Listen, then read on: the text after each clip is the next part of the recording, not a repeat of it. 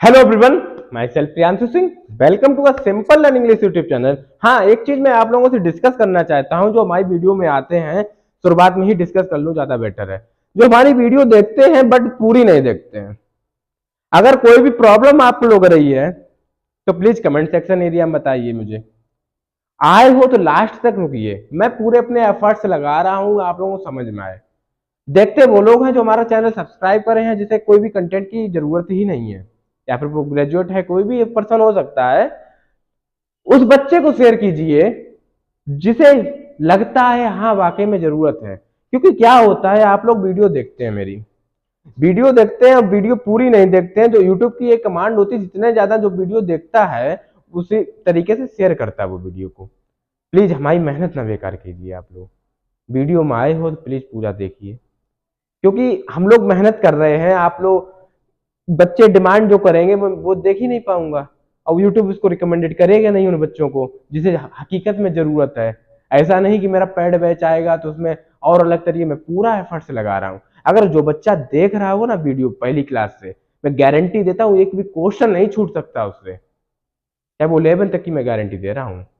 तो प्लीज हाथ जोड़ के आप लोगों से विनती है, हमारी मेहनत ना खराब कीजिए। हम लोग मेहनत करते हैं और आगे हम और भी अपनी टीम बढ़ा सकें, आप लोगों के सपोर्ट से ही होगा। तो प्लीज, तो अब मैं ज्यादा टाइम ना वेस्ट करते हुए अपने टॉपिक पे आता हूँ। आए हो तो जरूर पूरी वॉच कीजिए वीडियो, अपने बच्चों को रिकमेंडेड कीजिए, जो भी आपके छोटे भाई बहन हो। लेकिन आप लोग आके ऐसा सही नहीं ना, आप लोग समझिए, समझदार हैं। तो मैं अपने टॉपिक में I will discuss about distributive pronoun. आगे मैंने जो वीडियो देख चुके हैं आप लोग, क्या मैंने बनाया था, मैं पता लगा लूंगा इससे कि देख रहे हैं आप लोग वीडियो या नहीं देख रहे हैं। तो इसलिए कमेंट सेक्शन में बताइए, इससे पहले आपने किसकी वीडियो देखी थी, क्या देखा था, यानी कौन सा प्रोनाउन पढ़ा था। तो इस वीडियो में तो मैं डिस्कस करूंगा डिस्ट्रीब्यूटिव प्रोनाउन। क्या होता है डिस्ट्रीब्यूटिव प्रोनाउन? हर वर्ड, हर प्रोनाउन, हर टॉपिक वर्ड से ही ड्राइव करके लाते हैं, रटाने का कोई काम ही नहीं है, ड्राइव करके। यस ऑफ कोर्स, वर्ड को पकड़िए डिस्ट्रीब्यूटिव, डिस्ट्रीब्यूट। लो ये मिठाई को डिस्ट्रीब्यूट कर दो लोगों के बीच में। यस, बोलते हैं ना लोगों को बीच में ये मिठाई डिस्ट्रीब्यूट कर दो। इसी तरीके से ये डिस्ट्रीब्यूटिव प्रोनाउन क्या है? जो चीज को डिस्ट्रीब्यूट करे, यानी विभाजित करे, बांटे, वो हमारा डिस्ट्रीब्यूटिव प्रोनाउन है। अब किस तरीके से बांटा जाता है, उनके लिए कुछ वर्ड्स यूज होते हैं। क्या यूज होते हैं? यानी डिस्ट्रीब्यूट करे जो चीजों को, वही हमारा क्या है? डिस्ट्रीब्यूट। डिस्ट्रीब्यूट यानी कोई भी चीज है उसे डिस्ट्रीब्यूट किया जाए, वही हमारा क्या है? डिस्ट्रीब्यूटिव प्रोनाउन है। ऑफ कोर्स, तो उसके लिए हम कुछ वर्ड का यूज करते हैं, जैसे कि ईच, जैसे कि ईच, ईच करते, आइदर करते, नाइदर करते। देखा होगा कभी भी आप लोगों ने इन सेंटेंस को लिखे हुए, किस तरीके से बनते हैं मैं बनाना सिखाऊंगा आप लोगों को भी, गारंटी है सिखा के दूंगा। अगर रुके हो इस वीडियो तो ईच होता, आइदर होता, नाइदर होता, इस तरीके से आपने देखे होंगे वर्ड्स को, ईच, आइदर, एवरी, नाइदर। लेकिन ये तीन ही आपके लिए होते हैं, इससे ज्यादा नहीं होता। आप कैसे बनाया जाता सेंटेंस को, मैं तो उसकी बात करूंगा। जड़ से सिखा रहे हैं, एग्जाम्पल लिख दूं और एकदम कह दो ये देखो ये हो गया, खत्म हो जाएगा वीडियो। मुझे भी करना आता है, ठीक है, तो बनाना सिखाऊंगा। तो ईच हो गया, आइदर हो गया, नाइदर हो गया, कैसे इनका प्रयोग किया जाता है, कैसे ये सेंटेंस बनते हैं, उनकी मैं बात करूं तो एक एक करके सभी को पढ़ता हूं। सबसे पहले मैं किसे डिस्कस करूंगा? ऑफकोर्स ईच को। किसे डिस्कस करूंगा? यानी डिस्ट्रीब्यूटिव प्रोनाउन क्या होते हैं? जो लोगों के बीच में बांटे जाते, किन वर्डों का प्रयोग करते? ईच का करते, आइदर का करते, नाइदर का करते, ईच, एवरी, आइदर, नाइदर का प्रयोग करते हैं। किस तरीके सेंटेंस बनते हैं उनकी मैं बात करता हूं। कैसे? सबसे पहले मैं ईच की बात करता हूं। किसकी? ईच। ईच, ईच क्या होता, कैसे प्रयोग किया जाता ईच का? ईच का मतलब क्या होता, लिख देता हूं, दो या दो से ज्यादा, दो या दो से, to or more talking one by one, यानी इंग्लिश पहले बता दे, लिख दूंगा बाद में। दो या दो से ज्यादा में से हर एक, दो या दो से ज्यादा में से हर एक, या टू और मोर, इंग्लिश भी लिख देता हूं, two or more talking one by one, one by one, two or more talking one by one, दो हो या दो से ज्यादा के लिए यूज करना सिखा दूंगा। यूज ईच का देखा हुआ ना, दो हो या दो या दो से ज्यादा, लेकिन बात में एक एक की कर रहा हूं, तब मैं किसका प्रयोग करूंगा? ईच का। यस ऑफ कोर्स, किसका प्रयोग करूंगा? ईच का। कैसे? जैसे मैं बोलता हूं ईच स्टूडेंट हैज कम, ऐसे क्लास में बोलते हैं ईच स्टूडेंट हैज कम, यानी दो या दो से ज्यादा स्टूडेंट्स थे, सभी बच्चे आए, हर एक बच्चा आया था, हैं? तो यानी कि ईच का किसके लिए प्रयोग किया जाता? दो या दो से ज्यादा हो, हर एक के लिए होता, दो या दो से ज्यादा में से हर एक, हर यानी to or more than talking one by one, एक एक करके जिसकी बात की जाती है। अब बनते कैसे समझ में आ गया होगा ईच का प्रयोग। अब बनता कैसे है मैं उसकी बात करता हूं। सबसे पहले अगर ईच आया, फिर सिंगुलर सब्जेक्ट आया, तो सिंगुलर वर्ब भी आएगी। यस, सिंगुलर वर्ब आएगी, आगे जो भी होगा सिंगुलर पोजीशन होगा तो सिंगुलर पोजीशन आएगा। हमेशा सिंगुलर पोजीशन लिख देता हूं, बस इतना जरूरी नहीं। मैं एग्जांपल अब बात करता हूं, आप लोग बताइए ये सही है या गलत है। ईच, रुके रहिए बस, वीडियो में समझ में आएगा, मैं इसकी गारंटी दी थी मैंने। ई बनाना सिखा दूंगा। ईच बॉय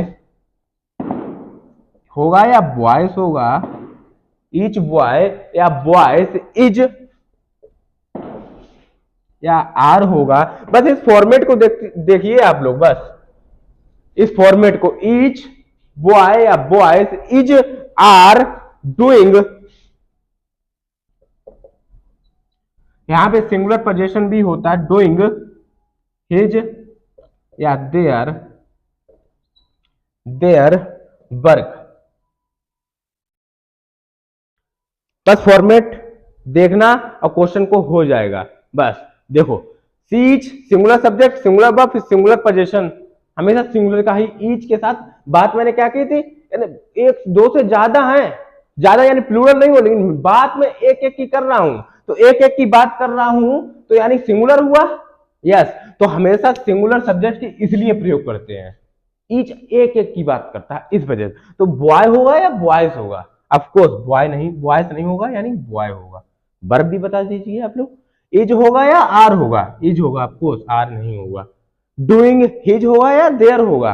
हिज, किसके लिए? बॉय, एक बॉय है तो पोजीशन भी एक ही आएगा। पोजीशन क्या होता है, मैंने बात अभी नहीं की पोजीशन प्रोनाउन की, अधिकार दिखाता है। जैसे ईच बॉय या boys is oblique are doing his या देयर, तो हिज होगा। यानी इतना समझ लो, हमेशा ईच होगा, ईच के साथ सिंगुलर की ही बात की जाएगी। हाँ, एक कॉन्सेप्ट आएगा वो मैं बताऊंगा। एक और एग्जांपल की बात करता हूं मैं।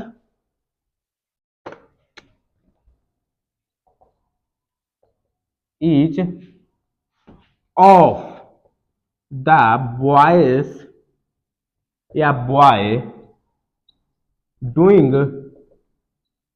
हिज या देयर वर्क। आप लोगों ने अगर मेरी पिछली क्लास देखी होगी जिसमें मैंने क्या पढ़ाया था, इंटेरोगेटिव प्रोनाउन, तो इसी तरीके से एग्जांपल को अगर आपने लोग देखी तो बता देंगे, अगर नहीं देखी उसे भी समझ में आएगा। देखिए, each of the boys, each of the boys, of आ गया, ऑफ, ऑफ किसके लिए प्रयोग किया था? में से, इन लड़कों में से हर लड़के ने डूइंग हिज देयर वर्क, उसका काम किया। हमेशा याद रखना, यानी बॉयज होगा या बॉय होगा। अगर पिछली क्लास की होगी तो ध्यान होगा, नहीं की होगी तब भी समझ में आएगा। बॉयज होगा, कैसे होगा मैं उसकी भी बात करता हूं, बॉय नहीं होगा। और वर्ब हमेशा, वर्ब मैंने यूज ही नहीं की तो गलत हो गया सेंटेंस। ऑफकोर्स इज होगा या आर होगा, छोड़ दिया तो कि ध्यान रहे। अब ध्यान रहेगा, मैंने खुद गलती की, करके दिखाई है, अब आप लोगों को ध्यान होगा, अब याद रख सकेंगे। तो बताओ इज होगा या आर होगा? मैंने बात की थी ऑफ, ऑफ सिलेक्शन के लिए प्रयोग की जाती है इनमें से एक, तो ईच के लिए हमेशा एक की बात की जाए। अगर ऑफ के बाद मेरा प्लूरल आ गया ना सब्जेक्ट, वर्ब सिंगुलर ही आएगी, ऑफकोर्स ईज ही आएगा ना कि आर। यानी कहने का मतलब मेरा ये है, कहने का मेरा मतलब ये है, अब मैं उसका पूरा निचोड़ आप लोगों को दे दूंगा। ऑफ जब भी आ जाए, ऑफ मतलब वो तो सिलेक्शन के लिए प्रयोग किया था में से। अब जैसे मैंने वर्ड कौन कौन से, इसी एक ही लाइन में सारे कॉन्सेप्ट क्लियर हो जाएंगे, चाहे ईच हो, चाहे आइदर हो, चाहे नाइदर हो, इसी लाइन में हो जाएंगे। ईच, ईच, आइदर या नाइदर, कोई भी वर्ड हो, इनके बाद अगर ऑफ आ गया तो हमेशा प्लूरल सब्जेक्ट आएगा। क्या आएगा? प्लूरल सब्जेक्ट आएगा।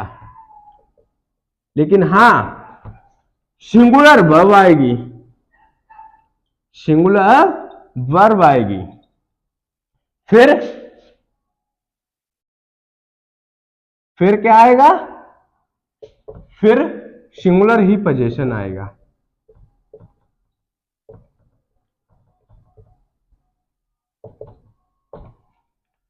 अगर एक फॉर्मेट ये हो गया, मैंने फॉर्मेट की बात कर रहा हूं, स्ट्रक्चर यानी कि बनाना सिखा दूंगा, मैंने कहा था शुरुआत में, तो बनाना सीख जाओगे। 1 मिनट और रुको। एक और मैंने बात की थी, ईच, आइदर, नाइदर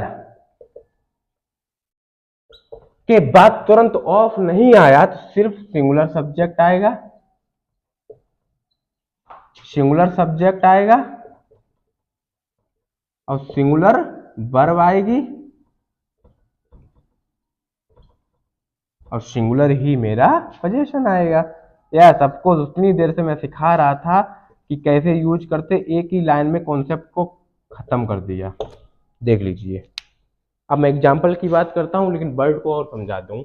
ईच का समझ में आ गया होगा आप लोगों को। अगर आप लोग नोट्स बना रहे हैं तो प्लीज नोट जरूर कर लीजिए, शायद कहीं मिले ना आपको ये चीज।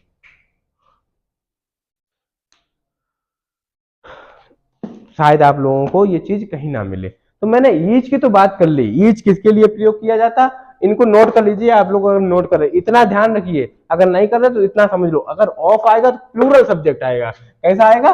प्लूरल सब्जेक्ट आएगा। अगर ऑफ आ रहा है तो प्लूरल सब्जेक्ट आएगा, सिंगुलर वर्ब आएगी, सिंगुलर ही पोजीशन आएगा। ये चीज ध्यान रखिए, मैंने डायरेक्ट बना दिया, क्वेश्चन बनाने आ जाएंगे। क्वेश्चन बनाने सीख गए आप लोग, क्वेश्चन दिया जाएगा वो तो बात अलग है, वो तो कर ही दोगे, बनाने सीख गए आप लोग। क्वेश्चन बनते कैसे, एग्जांपल्स बनाए कैसे जाते। तो अब मैं उसकी बात कर रहा हूं, जो 2 वर्ड रह गए हैं हमारे, यही 2 फॉर्मेट थे, मैंने बिगाड़ दिया। अब मैं बात कर रहा हूं आइदर की। आइदर, मैं ईच की तो बात कर चुका हूं, अब आइदर की बात करता हूं। आइदर का मतलब क्या होता है? 2 या 2 में से कोई एक, आउट ऑफ 2 सेलेक्ट 1। कहने का मतलब है 2 में से कोई भी एक सिलेक्ट करो।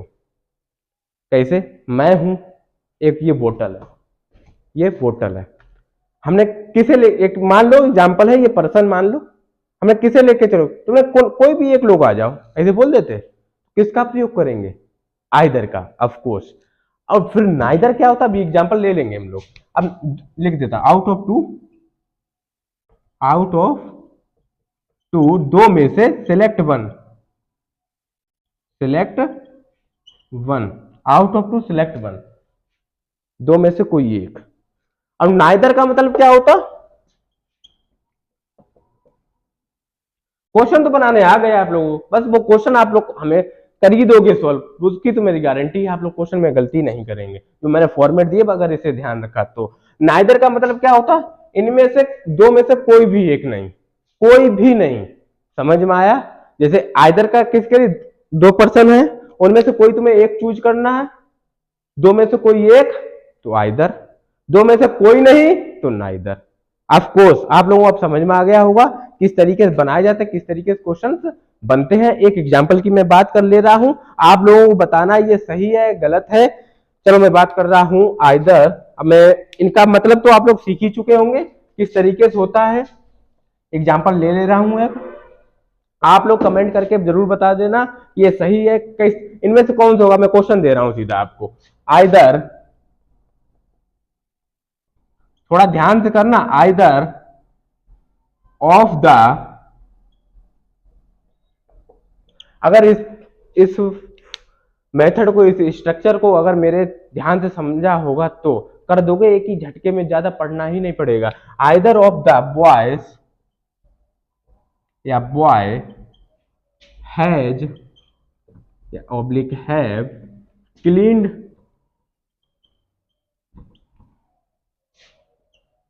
हिज रूम लिख लो या दिस रूम, जो भी सही लिखे।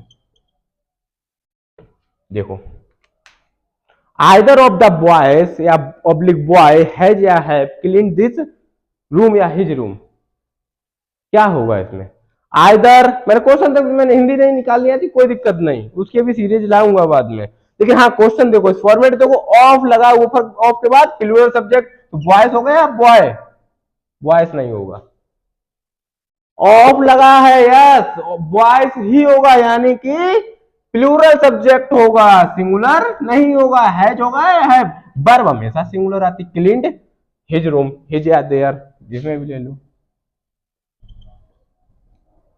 हिज होगा या देयर, हिज ना कि देयर। समझ में आ गया होगा,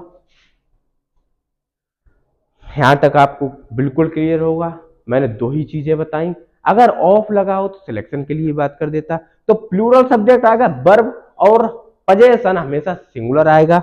अगर हमारा ऑफ नहीं लगा, हमेशा सिंगुलर आएगा, क्योंकि हमेशा ये एक की बात करता। किसकी बात करता?